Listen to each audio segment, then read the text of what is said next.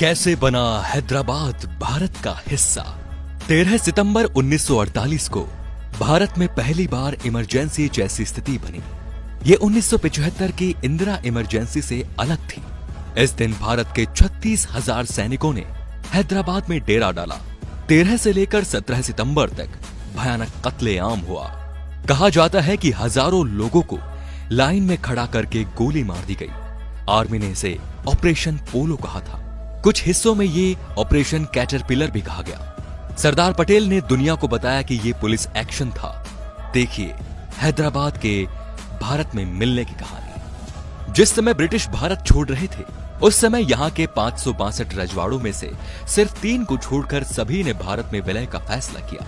ये 3 रजवाड़े थे कश्मीर, जूनागढ़ और हैदराबाद। अंग्रेजों के दिनों में भी हैदराबाद की अपनी सेना, रेल सेवा और डाक तार विभाग हुआ करता था। उस समय आबादी और कुल राष्ट्रीय उत्पाद की दृष्टि से हैदराबाद भारत का सबसे बड़ा राजघराना था। उसका क्षेत्रफल 82,698 वर्ग मील था, जो कि इंग्लैंड और स्कॉटलैंड के कुल क्षेत्रफल से भी अधिक था।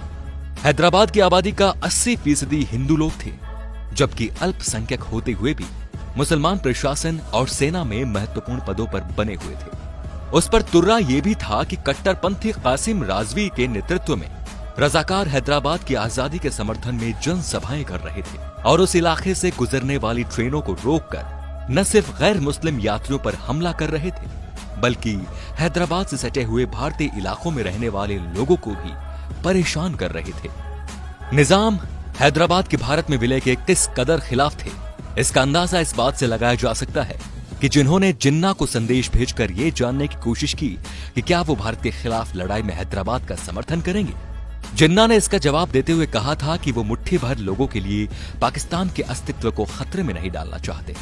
उधर नेहरू माउंटबेटन की उस सलाह को गंभीरता से लेने के पक्ष में थे कि इस पूरे मसले का हल शांतिपूर्वक ढंग से किया जाए। सरदार पटेल नेहरू के इस आकलन से सहमत नहीं थे। उनका मानना था कि उस समय का हैदराबाद भारत के पेट में कैंसर के समान था, जिसे बर्दाश्त नहीं किया जा सकता था। पटेल को इस बात का अंदाजा था कि हैदराबाद पूरी तरह से पाकिस्तान के कहने में था। यहां तक कि पाकिस्तान पुर्तगाल के साथ हैदराबाद का समझौता कराने की फिराक में था, जिसके तहत हैदराबाद गोवा में बंदरगाह बनवाएगा और जरूरत पड़ने पर वो उसका इस्तेमाल कर सकेगा।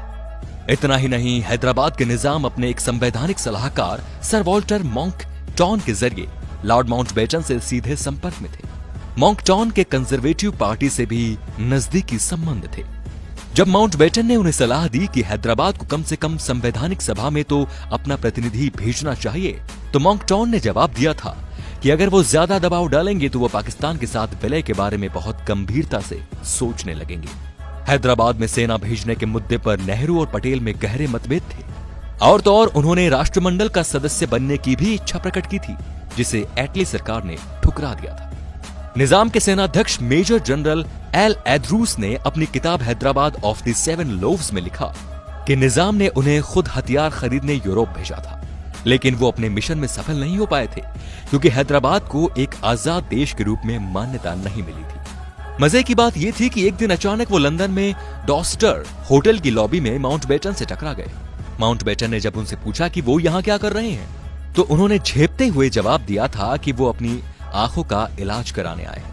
माउंटबेटन ने मुस्कुराते हुए उन्हें आंख मारी, लेकिन इसी बीच लंदन में निजाम के एजेंट जनरल मीर नवाज जंग ने ऑस्ट्रेलियाई हथियार विक्रेता सिडनी कॉटन को हैदराबाद में हथियारों की सप्लाई करने के लिए राजी कर लिया। भारत को जब ये पता चला कि सिडनी कॉटन के जहाज निजाम के लिए हथियार ला रहे हैं, तो उसने इन उड़ानों पर प्रतिबंध लगा दिया। 22 मई को जब उन्होंने ट्रेन में सफर करके हिंदुओं पर गंगापुर स्टेशन पर हमला बोला, तो पूरे भारत में सरकार की आलोचना होने लगी कि वो उनके प्रति नर्म रुख अपना रही है। रजाकारों की गतिविधियों ने पूरे भारत का जनमत उनके खिलाफ कर दिया। सरदार ने जनरल करियप्पा से पूछा कि अगर हैदराबाद के मसले पर पाकिस्तान की तरफ से कोई सैनिक प्रतिक्रिया आती है, तो क्या वो बिना किसी अतिरिक्त मदद के उन हालात से निपट पाएंगे। करियप्पा ने इसका एक शब्द में जवाब दिया, हाँ, और इसके बाद बैठक खत्म हो गई। इसके बाद सरदार पटेल ने हैदराबाद के खिलाफ सैनिक कार्रवाई को अंतिम रूप दिया। भारत के तत्कालीन सेनाध्यक्ष जनरल रॉबर्ट बूचर इस फैसले के खिलाफ थे।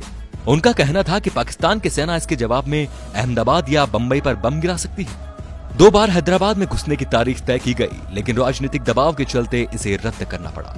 निजाम ने गवर्नर जनरल राजगोपालाचारी से व्यक्तिगत अनुरोध किया कि वो ऐसा ना करे। राजाजी और नेहरू जी की बैठक हुई और दोनों ने कार्यवाही रोकने का फैसला किया।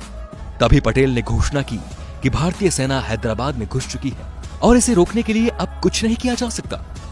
नेहरू और राजाजी चिंतित थे कि इससे पाकिस्तान जवाबी कार्रवाई करने के लिए प्रेरित हो सकता है, लेकिन 24 घंटे तक पाकिस्तान की तरफ से कुछ नहीं हुआ तो उनकी चिंता मुस्कान में बदल गई।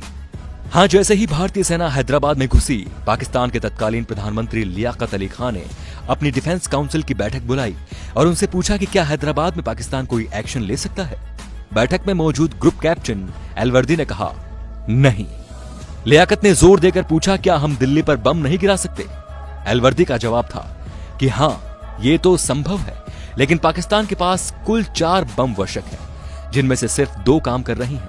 इनमें से एक शायद दिल्ली तक पहुंचकर बम भी गिरा दे, लेकिन इनमें से कोई वापस नहीं आएगा। भारतीय सेना की इस कार्यवाही को ऑपरेशन पोलो नाम दिया गया, क्योंकि उस समय हैदराबाद में विश्व में सबसे ज्यादा 17 पोलो के मैदान थे।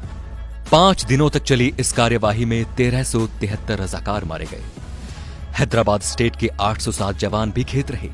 भारतीय सेना ने अपने 66 जवान खोए, जबकि 97 जवान घायल हुए। 19 सितंबर को रिजवी को गिरफ्तार कर लिया गया।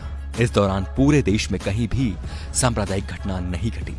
भारतीय सेना की कार्रवाई शुरू होने से 2 दिन पहले ही 11 सितंबर को पाकिस्तान के सह संस्थापक मोहम्मद अली जिन्ना का निधन हो गया था। तो दोस्तों, हैदराबाद को भारत में मिलाने के पीछे श्रेय सरदार पटेल को ही जाता है, जिन्होंने नेहरू से पूछे बिना कार्यवाही कर दी।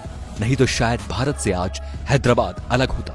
दोस्तों, सरदार पटेल द्वारा की गई इस कार्यवाही को आप किस नजर से देखते हैं, यह हमें कमेंट सेक्शन में जरूर बताएं। और अगर आपको ये जानकारी पसंद आई तो प्लीज इसे शेयर जरूर करें। धन्यवाद।